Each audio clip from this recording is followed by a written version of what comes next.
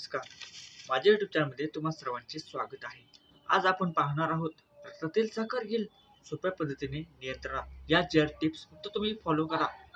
तर कोणत्या आहेत त्या 4 टिप्स आपण बघूया. केवळ आहारच नाही तर व्यायाम देखील इन्सुलिन रोखण्यासाठी परिणामकारक ठरतो.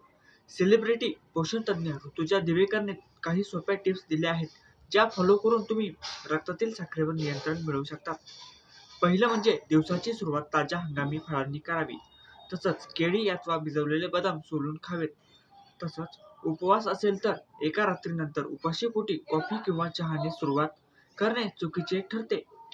यासाठी तुम्ही ताजी फळं अथवा मुठभर नट्स खाऊन दिवसाची सुरुवात करावी. यामुळे रक्तातील साखर स्थिर राहण्यासाठी मदत मिळते आणि डायबिटीस वाढत नाही. नंबर 2, ज्या व्यक्तींना डायबिटीस आहे त्यांनी आपले दुपारचे जेवण सकाळी 11 ते 1 दरम्यान करावे. तसंच जेवणाची सांगता म्हणजेच जेवण झाल्यानंतर ताक अवश्य प्यावे. अधिक काळापासून मधुमेहाची औषधे घेत असाल तर त्याचा परिणाम पचन क्रियेवर होतो. त्यामुळे पोट फुगणे, बद्धकोष्ठता असे अनेक त्रास होतात.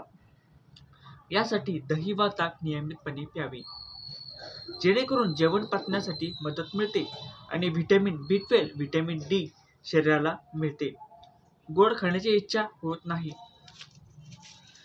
नंबर 3, संध्याकाळी लागणारी भूक शमवण्यासाठी तुम्ही शेंगदाण्यांचा आपल्या आहारामध्ये समावेश करून घ्या. अमिनो ॲसिड्स, खनिज आणि व्हिटॅमिनने समृद्ध असणारे शेंगदाणे हृदय आणि सांधेदुखीपासून तुम्हाला दूर ठेवतात. तसंच शेंगदाण्यांमध्ये फायबर असल्याने रक्तातील साखर वाढत नाही आणि मधुमेहासारखा आजाराचा त्रास कमी होण्यासाठी मदत मिळते.